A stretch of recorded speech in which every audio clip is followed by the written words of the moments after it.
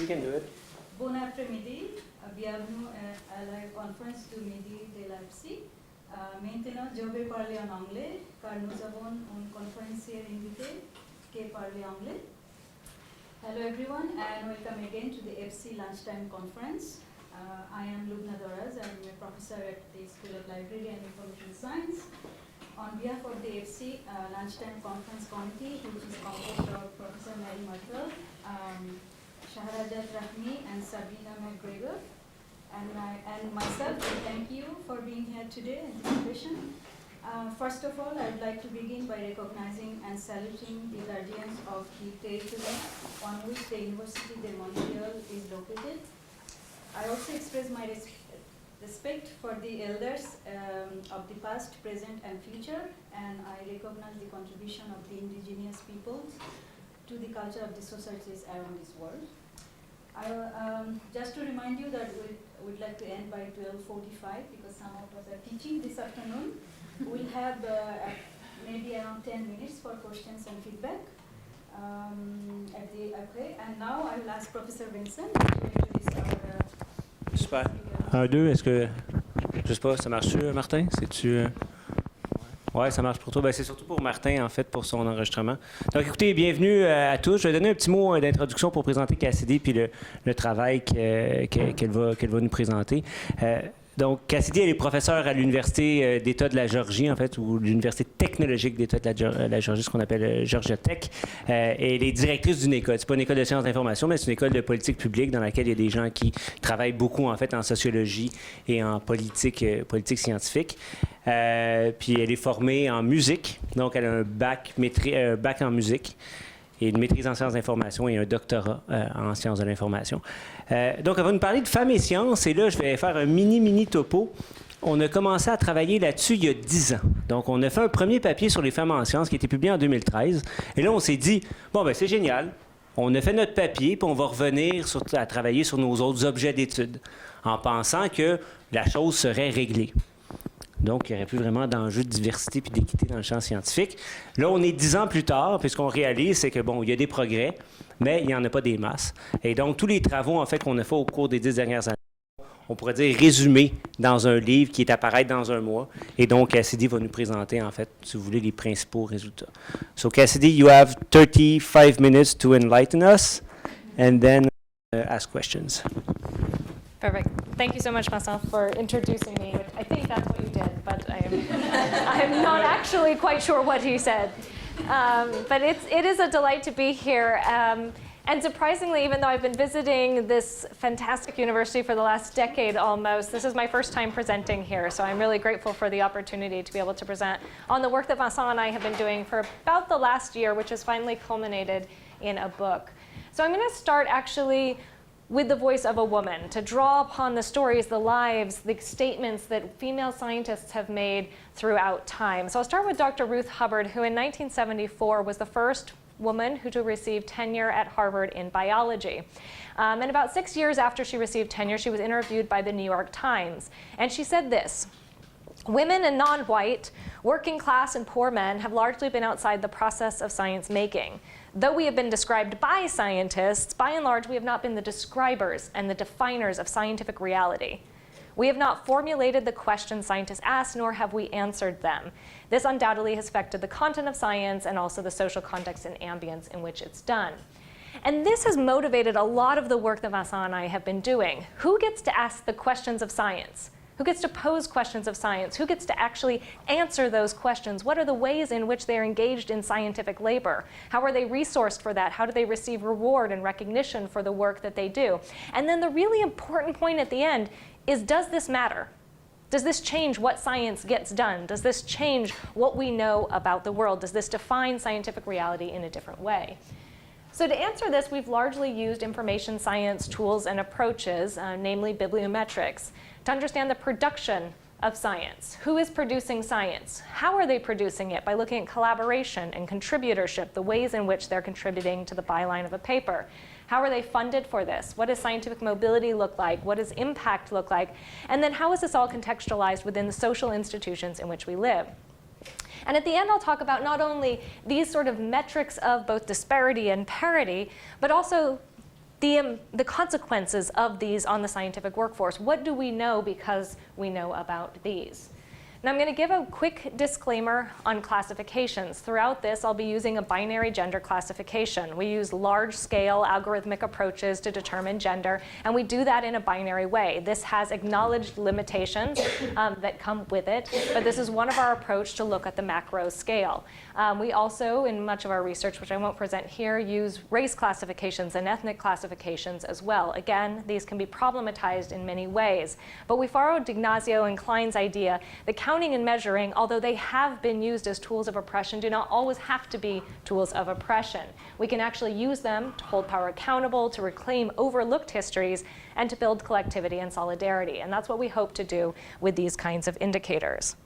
So we'll start with production. And as Foucault famously asked, what does it matter who is speaking, in his essay on what is an author? And in scholarly communication, this matters a lot. To be an author on a paper is part of the coin of the realm, right? Publishing a paper attributes credit for an idea or discovery. It also assigns the responsibility. That's the Janus-based nature of scholarly publishing. But all of this is the undisputable economy of reputation that goes with being on a paper. When you're an author on a paper, you generate the recognition for that, the number of papers you have, the citations accrued to those papers. All of those things change your economic capital within science and allow you to move through science in different ways. Now, despite the fact that this is so central and important for science, it is not equally distributed when we look at it by gender. So what you're seeing here is the proportion of men authorships to women authorships around the globe. The bluer the country, the more men authorships. And if there were any orange countries, those would be places where women are producing at higher rates than men. So as you can see, it's an incredibly blue world. Across the globe, we see that men are outproducing for women. Now, of course, we've taken all of the different indicators we can use of how do we get to parity? What about investment in R&D? What about number of students who go through K-12? What are all of the different economic and social and developmental indicators we can look at a country? What can we use to predict high rates of women authorship? And what we found when we throw it into a big regression is one big factor in what leads to women authorship. That's male mortality.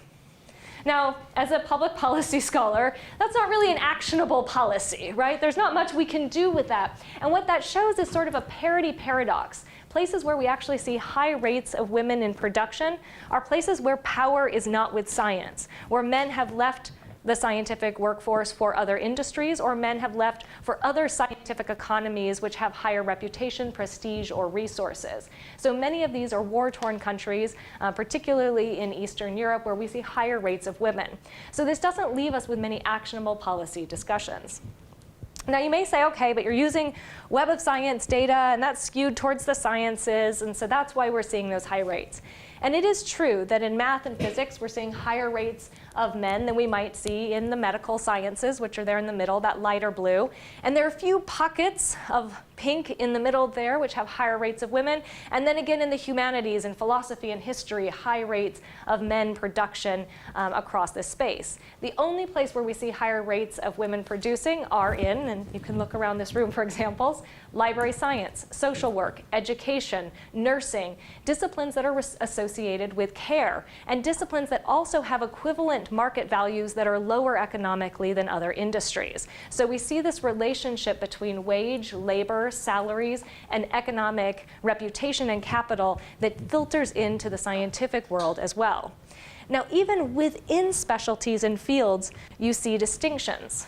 So if you're in psychology, we see more women in developmental and child psychology and less in experimental psychology. If you're in physics, we see more women in chemical physics. In engineering, more in chemical engineering than in astro or in aerospace engineering. So across these, we see that kind of division in women emphasizing certain areas and certain specialties relative to others. Now, there's also distinctions by country. Not all countries are the same. So what you see, and I'm not expecting you to be able to read this huge graph here, but we have the specialties on the top, from those that are most female-dominated, health and psychology, to those that have high rates of men, physics, mathematics, and engineering. But then we see countries here. So you have countries where across the board, there are high rates of women, Portugal, Poland, Czechia. And then at the bottom, where there are high rates of men across the board, Iran, South Korea, and Japan. And you see Canada right there in the middle space. So these are all of the kind of socio-political dimensions that matter. It matters what discipline, it matters the country in which you're doing that discipline, and it even matters which specialty within that discipline you're doing. Yet all those things combined, we don't have a very good picture for progress forward. We may have reached parity in psychology, but to get parity in physics, we're looking at about 2160. So as a mother of 2 daughters, that's pretty much a long time to wait for parity in science to happen. So let's dig in a little bit. This is just production. This is just numbers of papers. Let's look at how those papers are made. And one of the ways in which we see a turn towards making papers is in collaboration. Now this may look like a rug to you, but it's actually the byline of a paper. Now this paper was 33 pages in length. 24 of those pages were authors' names. This was a paper in high energy physics that had over 5,000 authors on it. So the article itself was only 9 pages. So how do you attribute which of those 5,000 authors wrote those 9 pages, right? So we see this kinds of authorship. Now you say, okay, that hyper-authorship is just happening in high energy physics, but we actually see increased authorship across all fields, even the humanities and social sciences, which historically had lower rates of collaboration. So this means that we have to look into how these teams are being made. What is the composition of these teams? What is the diversity within these teams? Now what we can see here on the bottom is that teams that have men in the first and men in the last author, the most dominant author positions in science, are the modal unit for the medical sciences, the natural sciences, and even in the social sciences, though that's starting to wane. Then we see the next layer, which is things that have a woman in the first author, the more junior scholar, and a man in the last author position. And we're starting to see an increasing number of those, particularly in the social sciences. Then women in first, and women in last, and men in first, and then in the end, we see papers that have women in both of those dominant positions. And we can see slight differences in team size and how those are conducted. But what I find absolutely fascinating is looking at how many women get on a paper when you have a woman in the last author position. And this shows for all fields, you have a higher proportion of women in any authorship position, and particularly in first, when a woman's in that last author, that senior author position, which is a strong recommendation for having more senior women in science in order to receive and pull in more women, both in dominant authorship positions and across the board. More women in science is good for getting more women in science, right? These have homophily effects in terms of attrition and retention. Now, so how do you get on the byline? What happens in that negotiation? And it is a social negotiation of who makes it on the paper and who doesn't make it on the paper. So in one of our studies, we ran a survey of about, I think, 10,000 respondents for this one, of asking people if they'd ever encountered an authorship dispute. And perhaps surprising to some, about more than a third of all authors, men and women alike, had encountered some authorship dispute in naming. That is, a dispute over who should actually appear on the authorship list or not. But women were significantly more likely to have experienced this and to experience them more often. So we asked all of our survey respondents, what leads to an authorship dispute? What do you disagree on? And overwhelmingly, both men and women said that they disagreed on the value of the contributions, what it means to have that contribution. But women valued everything more than men, except for one area. The technical contribution, the experimentation, is the one thing that they valued less. And we're going to get back to why that becomes important. We also found that there were gender differences in how and when they discussed authorship, when women more likely to discuss it at the beginning with all the authors, and men more likely to discuss it at the end with only key author groups, usually other senior authors. Now, both of those have certain problems. If you discuss something at the beginning, you may have people fall out, new team members come in, and you've already established an authorship list that doesn't match the labor. But if you discuss it at the end, you're giving priority to recency. Whoever did the last task is now the most important author, rather than someone who may have designed it or contributed data at the beginning. So we have this sort of gender distinctions that's going to change who appears on that list or not. And there were gender differences in the consequences to those disputes, where men reported aggression or hostility, open conflict around authorship naming disputes, whereas women demonstrated lessening collaborations, removing ties, creating sort of isolation from general networks. And this has huge consequences for the scientific world when you start removing yourself from collaborative situations.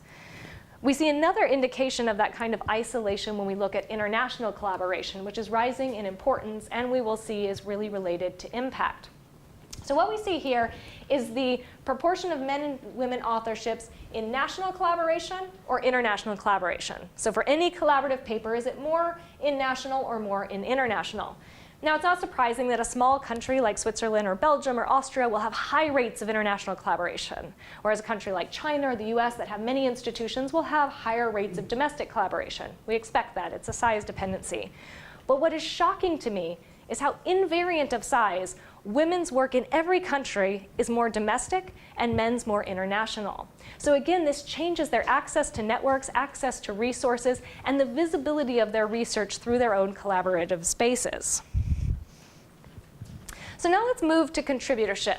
Not only if you produced an article, with whom you produced an article, but what you did to constitute authorship, why you became an author on that paper. Now, contributorship was advanced decades ago by medical journal editors who said, authorship is really an outmoded concept. It's this thing that thinks there's a sole author who writes a piece, thinks everything up, and creates it. But with things like these high-energy physics papers, we can no longer think about authorship in the same way. But we should actually start thinking about it like a movie credit list. Right? Here's at the end of the movie everyone who did each thing. Who did wardrobe? Who directed? Who produced it? In the same way we can think about science. Who did experimentation? Who designed it? Who paid for it? And if we think about that in that way, we might have more we may be able to allocate the rewards and the recognition more equitably. So many biomedical journals took this up in the early 2000s, but what they do is they would embed this in their acknowledgement data, and so they would be very idiosyncratic. They would be describing it in a narrative form. And for anyone who's had to spend a lot of time OCRing, right, getting all of these, you have to pull the PDFs, OCR it, clean it. It was very hard to do any analyses on this. This changed when the Public Library of Science's open access journals started to adopt contributorship as a metadata field that we could pull out in XML. Now, it was still really, really messy. You can see it wrote different words. It would have initials instead of full names, so you have to match the initials back to the names. It didn't replace authorship. It was in addition to it. But it gave us a chance to actually dig in and start to understand whether there were gender differences in the contributions to articles. So one thing I'll show is really interesting. When we first did this pass, before any taxonomies were adopted, which we'll talk about later, we came up with sort of 5 key categories. Analyze the data, conceived and designed the experiments, contributed reagents, and many of these were biomedical, performed the experimentation, or wrote the paper. And most papers had some form of this contribution. But what I find fascinating, both from a scientometric and information science perspective, is that there were nearly 20,000 other tasks that didn't fit into any of those. And those were associated with almost a fifth of all of the papers. And so this shows that long tail of contributions, the heterogeneity of science. It takes so many people, so many forms of expertise to construct science. Yet we only give recognition to very few. And I think this is true for people who do data curation, people who do digital media, people who are engaged in sort of the resourcing of science and often aren't getting credit for it. But that's maybe a story for a different day. So we took all of those and we said, how often do you do more than one task? And if you do more than one task, which tasks tend to be done together? And what was surprising to me, even though it seems obvious once you think about it, was that performing experimentation was the most isolated task. The people who did the experimentation, that's all they did. So you have people who designed and conceived the experiments, people who wrote the experiments, and those were not the same people as the people who were doing the science itself. Which to me leads to a lot of fraud and misconduct. But we see that in kind of the distribution of work within a lab. Now, the first thing we did is look at the mean age of their contributors by their first publication. And we find that there's definitely a seniority bias. Older scholars tend to think of the ideas, provide the resources, and write the paper. Younger scholars tend to analyze the data and perform the experimentation. But even when controlling for age and discipline and country of affiliation, we found that women were significantly more likely to be associated with performing the experimentation and men with all the other tasks. Now, this is really interesting in a couple ways. If you remember back to that survey, what was the one thing that women valued less than men? It's performing the experimentation. The one task with which they are disproportionately associated was the one that they felt had lower value. and shouldn't be valued as much in authorship. So really interesting spaces. Also, this is the one task that's isolated from the other tasks in really important and I think consequential ways. So a few years ago, many journals, including PLOS, started to look at more standardized taxonomies for the allocation of contributorship. And credit has been the one that's been taken up by hundreds of journals now. So the credit taxonomy really breaks it out from those 5 categories to a much larger list of categories. And importantly, it takes some categories and breaks them into 2. Instead of just writing the paper, you have 2, writing the original draft, and then writing, which is just reviewing and editing. And what we'll find there is this shows us some really interesting gender distinctions as well. So just looking across all the recent PLOS data since the credit taxonomy, what do men do? They supervise, they provide funding, resources, software, conceptualization, they review and edit and do project administration, and pretty equal in methodology. What do women do? Investigation, data curation, formal analysis, write the whole paper, visualization, and validation. Now remember back to that blue map. You look at the blue map and you say, who does science? Men do science, right? You look at something like this, who does science?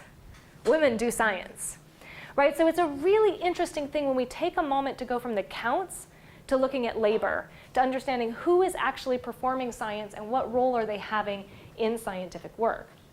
Now, of course, there are differences by discipline in this. We did a survey so that we could reveal more from the social sciences, because PLOS is highly dominated by the biomedical sciences. So we ran a survey of authors to ask us to articulate their own contributions as well.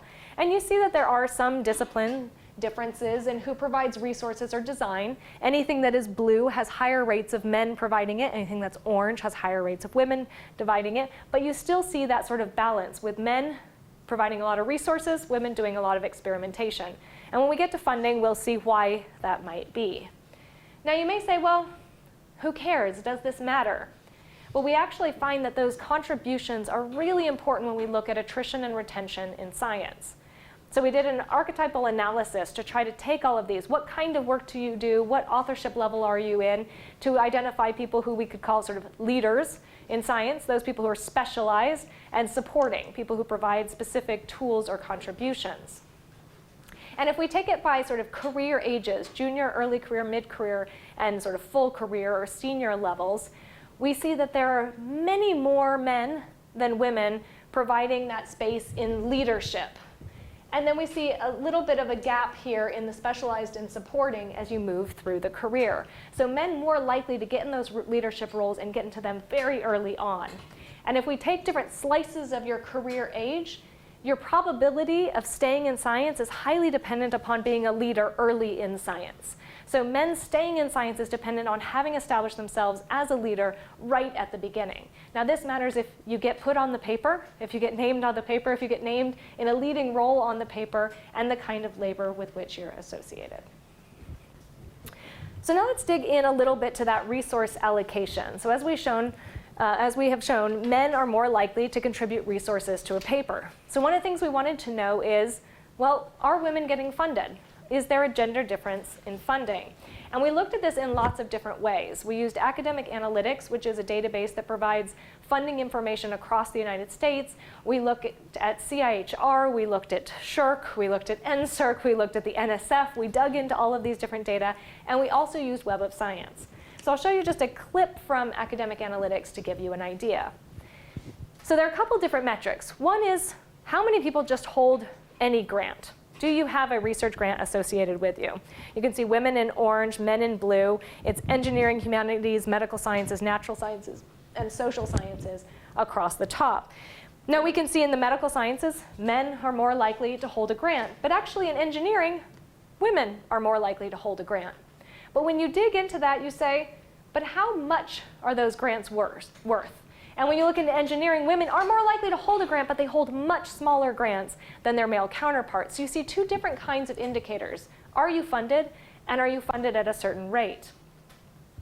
Now, one of the things I found the most interesting was the age of people holding grants. So what you see here is the age in which they received their PhD, from before 1975, 75 to 80, to 95, 2005, and 2014.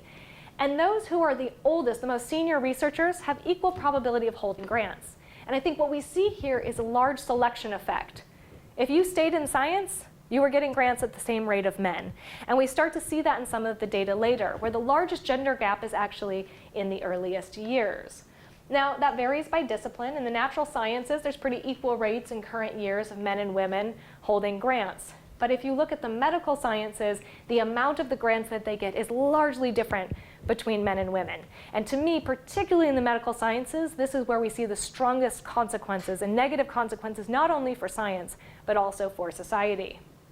Now, another data set that you can use is Web of Science, which has started taking acknowledgement data and listing when a paper was associated with grant funding.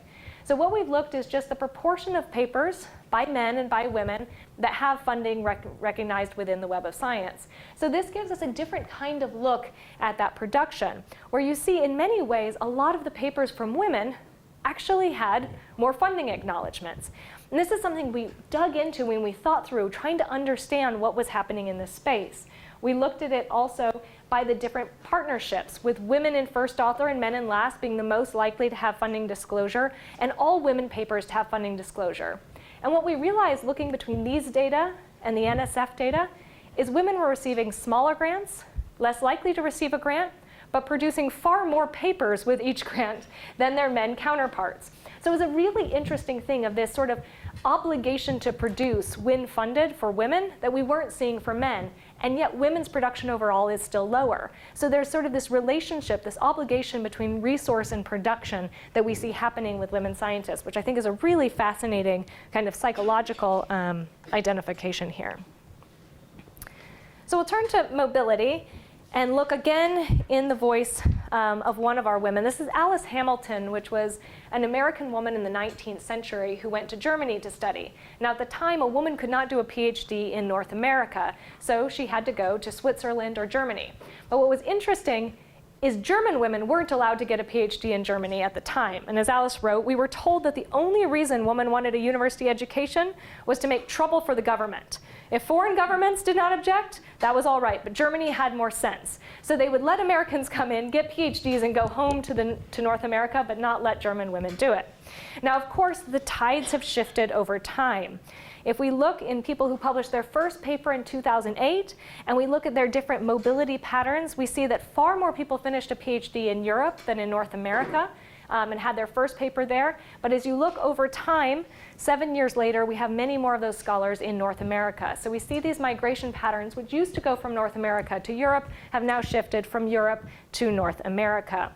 So we can watch people move over time, but there are gender differences in this as well. Women are far less likely to be migrants, that is, to actually publish in one country, then move and only publish in another country.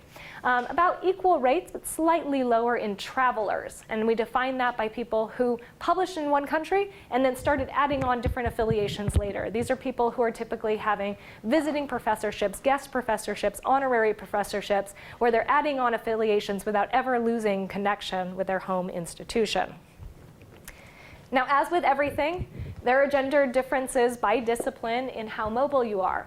And what's fascinating here, and not unrelated to the funding data, is that we find that women in earth and space or physics are about equally likely to be mobile. These are disciplines where mobility is required.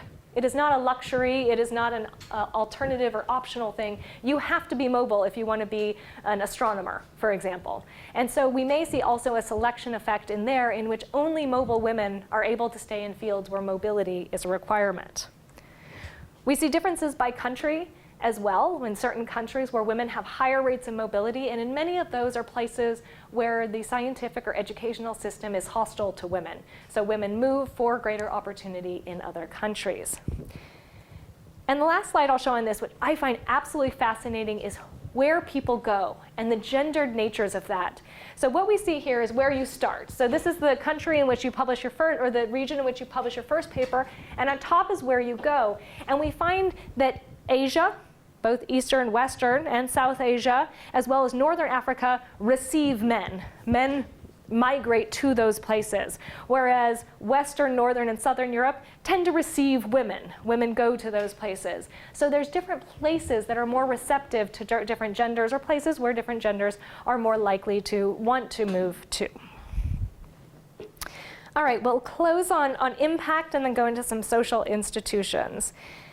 So the first thing is looking at the number of scientific, your amount of scientific impact, the number of citations that you receive. So the worst possible thing is to write alone. If you write alone, that's the lowest citation impact you can possibly get. So collaborations garner more citations. But there's a difference between national collaborations and international collaborations, with international collaborations garnering much higher rates than national. Now, as you remember, women are less likely to have those coveted international collaborations. But within each and every category, whether you're writing alone, doing a domestic collaboration or an international collaboration, women in a first or last authored position are likely to get fewer citations than men in first or last authored positions. So this provides sort of a double consequence for women. First of all, their papers are cited at lesser degrees, but they're also less likely to be in those international collaborations, which garner higher citations. There are differences, of course, by country as well, and I've highlighted Canada there, where you can see in Czechia, women do pretty well across the board. In Japan, they might do less in certain areas or other areas, but we do see these general patterns holding across different countries. Now, of course, we're only looking at sort of mean normalized impact there. So we've also tried to look at those top 1% most cited, or 5% or 10%, in relation to completely uncited papers. And we find that a lot of what is driving this is actually that men are much more likely to be in those top 1 or 5%. So it's those severe cases which are skewing the averages in many ways. But all of that said, you may say, well, all right, so men are getting cited more. Maybe their work is better. Or maybe their work is in Science and Nature and PNAS. So if only women published in better venues, they'd be cited more. So one of the things we did is looked at the average citation to the average impact factor of the journals in which they were published. And what we found is there were many disciplines like earth and space sciences or biology, engineering, and social sciences where women are actually publishing in journals of higher impact factor than their male colleagues, and yet they're still cited at a lower degree.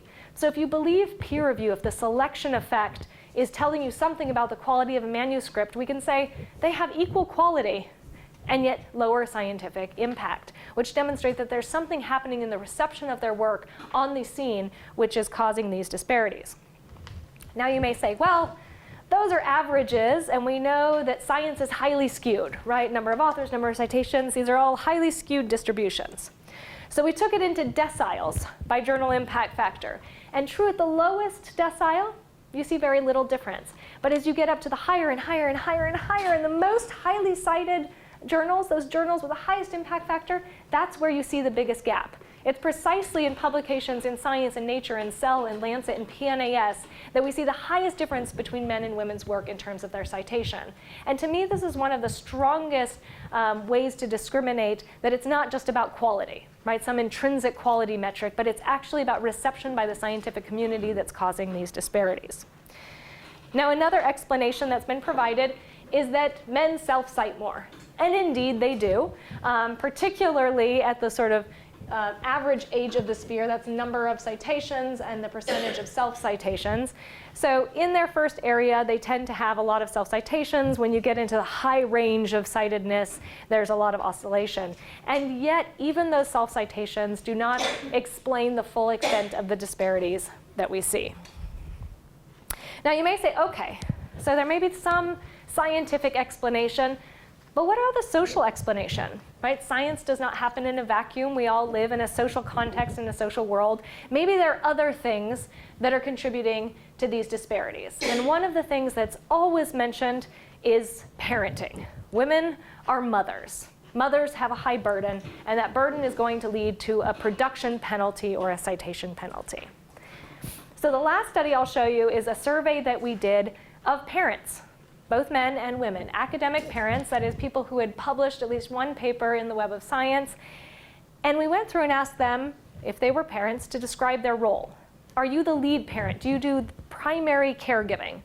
Are you a dual parent, a shared parent? Do you share parenting responsibility equally? Are you a satellite parent? Someone else, either a partner or a grandparent or a caregiver, a nanny, does most of the responsibility.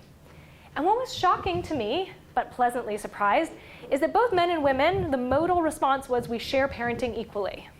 And most of, and I should say as a little caveat, although we hope to find some same-sex partners in our data set, it was almost all heterosexual couples. And so we actually removed the same-sex partners into a different analysis. So this is just looking at heterosexual partners. And both the men and the women said, yeah, we share parenting equally. Now there were some more women in lead parenting and more men in satellite roles, but really it was this shared parenting. So we thought, this is great. This is fantastic news. Let's ask them what time of day they are lead parents. So we looked at all these different times of day. Women were lead in weekdays in the morning, weekdays during the day, weekdays in the evening. And so we're like, okay, well, there must be something else. Well, we did see women were more likely to be lead parents, so let's cut that out. Okay, well, when they're lead parents, it's about equal. But when they share the parenting, women are doing most of the work. And when they're satellite parents, women are doing most of the work. So we're like, okay, well, maybe it's not time, it's labor. So we asked them all of the activities. Who does birthday parties, snacks, household shopping, holidays, takes you to the doctor, drops you off at school, picks you up from school? And in every category, lead, dual, or satellite, who does more of these tasks? The women. Save one thing, men do coaching of sporting events. So your shared parenting, if I understand this correctly, is women do all of the work during all of the times of day, but you coach the sporting team, and that's shared parenting. So that made me question sort of this notion, this self-perception and self-proclaimed shared parenting, that even when you're saying you're shared, you are really occupying a greater burden of time. Now, one of the things we did is isolate for men and women who said that their partner was also in academe. And this was one of the heartbreaking parts, is we couldn't actually create that pair in the survey because these were done anonymously. But we asked them to declare the occupation of their spouse. And so we said, all right, we're just going to look at these dual academic households. This is places where we should have the same expectation of labor from both partners. And we asked two flipped questions. My partner or other takes on the majority of childcare so I can focus on my career, and I take on the majority of childcare so my partner or other can focus on their career. And in these dual households, the men and women agreed. The women took on the majority of the housework and childcare so that the men could focus on their career, when the careers were identical, when they were both saying that they had the same shared space. So what does this mean for all of those indicators that we saw before, where there is a parenting penalty in production, but that penalty is felt higher by women? So both men and women in lead parenting are going to have slightly lower than sort of the average number of total papers on a log scale than would be expected. When you move into people who proclaim that they're shared parenting, women have less than average and men more than average. And if you get into satellite, even though women get about to that average, men are still having a strong advantage in production. So parenting takes a toll. The more time you spend parenting, the less time you're going to spend producing papers. And we see that in the data. What I also didn't necessarily expect to see was that there was a penalty in citations, that citation impact. So when we ran everything in the survey, we said, what are the biggest predictors of higher citations? Being a man, taking a short parental leave, which men are more likely to do, having your partner coordinate play dates, not being religious, don't celebrate holidays, and travel. Be away from your family as much as possible. Higher citations. Lower citation, having more than 2 kids, taking a long parental leave, being primary equal, helping your kids, and then anything within the survey that indicated you have very young children, typically children under the age of 5, drop off at nursery, feeding, putting kids to bed, and bedtime stories. And one of the things that was revealed through the qualitative survey part, which I think is, I know you're looking at your time, I'll go quickly. What's coming out is we asked these women if they had anything else to share. It was an open-ended question at the end. And we had thousands of long responses. And in those, it started to pull together and coalesce that relationship with impact. Men were traveling to conferences and presenting their work. They were creating collaborations. They were engaging with it. Women were at home. They weren't able to share their work, make their work visible on the international scene. So that relationship with visibility and isolation in terms of citation impact was quite strong. All right, that's on. What do I have on time? I got to finish? Basically, you have 5 minutes left. OK, I'll go very, very, very quickly. I'll skip through one thing. So I just want to end with this, because I think a lot of times we talk about women in science, and there's this idea that this is all about social justice. We're doing it for the individual because each and every woman should have access to be in the scientific work, which is important. But it's also an important epistemic consequence. That is, what we know in the world is changed by who is doing the knowing, the investigation, the science work. So we've done 2 studies that have looked at this recently, and one was in biomedicine, looking actually at sex as an analytic variable. That is, did you take sex into account in a biomedical study? And did you study both male and female populations, either cellular, mammal models, or human subjects in your research? And we've seen huge increases in studying both men and women in research and in incorporating them even into cellular studies. Now you may say, why does it matter the sex of the cell from which it's drawn? But it has huge differences in the absorption of lipids, responses to stress. When we look at drugs withdrawn from the market, 7 to 8 out of 10 of those drugs withdrawn from the market are withdrawn because they have adverse effects for women. They weren't tested on women and they were deployed on women. So these things matter. Now, when we look across disciplines, we can see that you're more likely to study men in urology and women in gynecology. All of that makes sense. But why more men in pharmacology, for example? So we overlaid whether you were studying male or female populations on whether you yourself were a man or a woman. And perhaps not surprising to you, women are significantly more likely to study other women and to include sex as an analytic variable than men are. So the simple finding is having women in science changes what we know about women. And given that they're 50% of the population and 100% of the childbearing population, that's pretty important. We similarly did this looking at race and ethnicity within the US population and found the same homophilic preferences, that you are likely to study the population from which you are coming from. And so we did a quick back-of-the-envelope calculation and looked if the race and gender distribution of US authors was consistent with the US population. We'd have about 30% more articles on public health, 20% more articles on gender-based violence, 18% more on tropical diseases, and 17% more research on families, which I think showing the last 3 years, that's pretty important work. So I'll just end with this. Women are actually 47% more likely to be injured in a car crash and 17% more likely to die. Why is this? Well, they didn't introduce women as crash test dummies until 2003. And when they did, they cast her as 5 foot tall and 110 pounds, and then they just put her in the passenger seat. And that's how they tested the effects. So if you're taller than 5 foot or way more than 110 pounds, if you're driving the car, and God forbid if you're pregnant driving the car and outside of those things, you're non-compliant. The car wasn't built for you, right? And you're going to suffer injuries. And it's the same place with science. When we're not taking into all of the account, all of the perspectives, the diversity of opinions, of preferences, of viewpoints into science, we're not making science fit for everyone. So we have a range of recommendations, which hopefully can talk about. So thank you, and thank you, Vincent, for inviting me.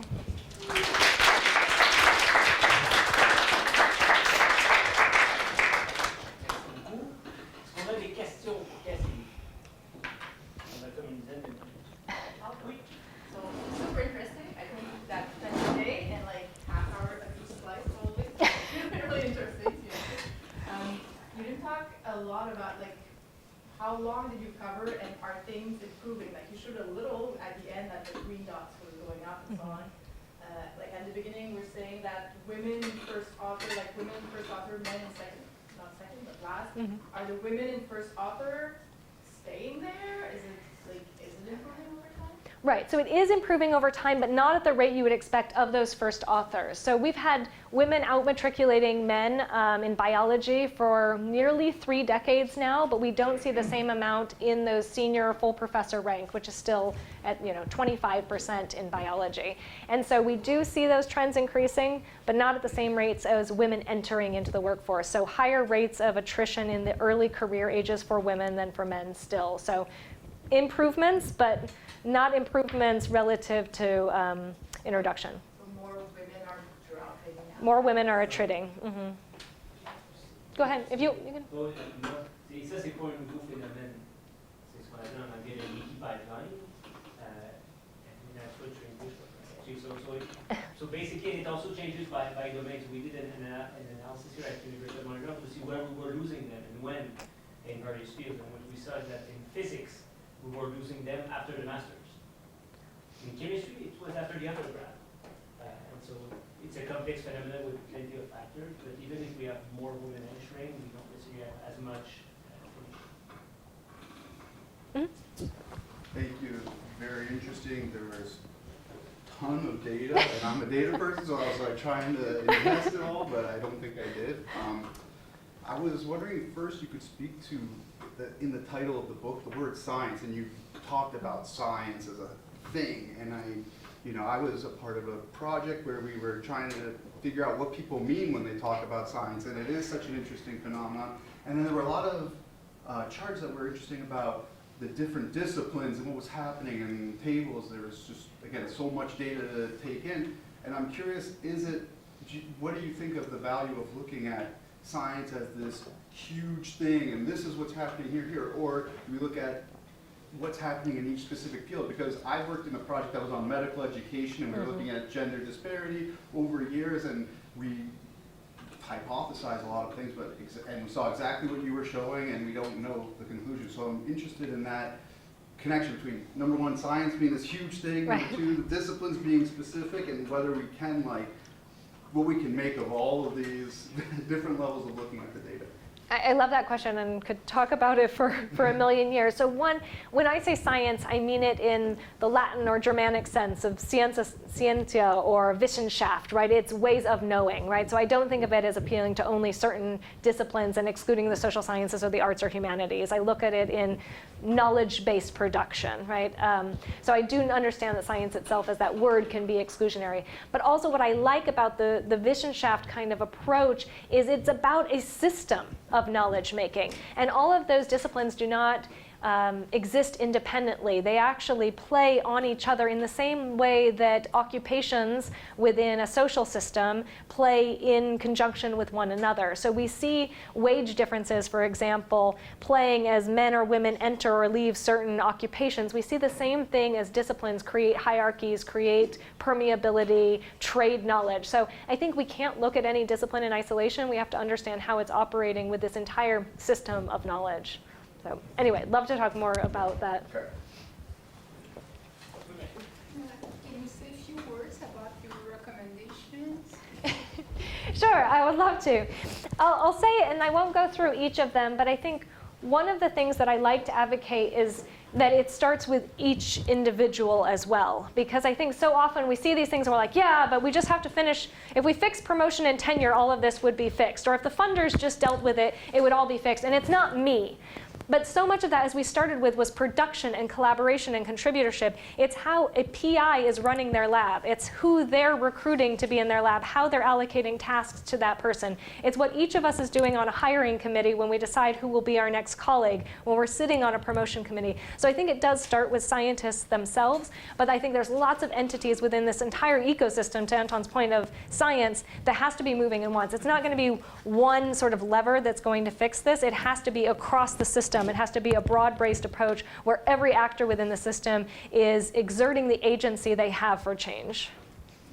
But at the beginning, you talked about actionable politics. So maybe you have something to say about that. Yeah, I mean, I think that first I would say each PI should have a transparent authorship guideline, and they should talk about their authorship all the time with their students. They should think about who they're recruiting to their lab, who they're choosing to fund as RAs. They should think about equity in each of those spaces. I think promotion, hiring, any kind of evaluative committee needs very strict criteria and rubric to avoid some of the systemic biases that we see before. I believe in quotas for funding agencies. I think it's actually quite important. And you can say it's a violation of the meritocracy, but I'd say if you still believe in the meritocracy after these data, you are woefully uninformed. So I think we need to take very proactive measures to addressing this in each of those spaces. Macron. My question is basically, like in science in general, we tend to use publications as a proxy for science production in general.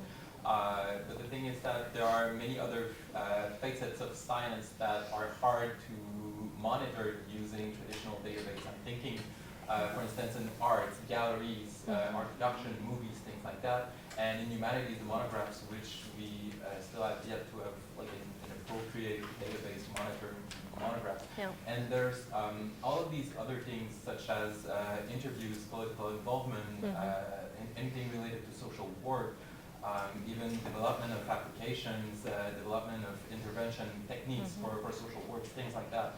And I was wondering if you have anything in mind planned to try to maybe look into those different types of dissemination, or maybe ways to, disseminate science in general. And do you think that those particular things, in which many of them are often associated with women, for instance, even like participation committees, things like that, university administration, I was wondering, do you think that we would see maybe some different results, or are the trends going to be very similar among those different facets of science?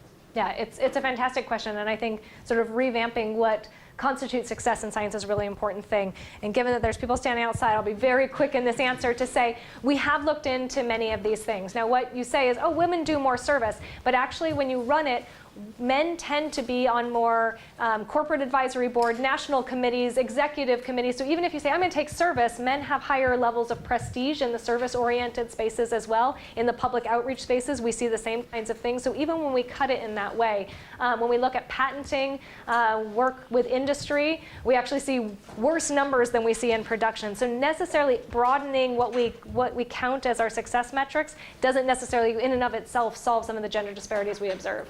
But it's a fantastic point and one that we have to look into more. Okay. Merci beaucoup à tous et à toutes d'être venus. Merci à Cassidy.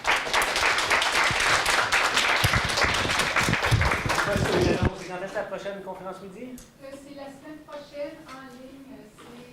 C'est sur la liberté d'expression, une exposition qui a été créée par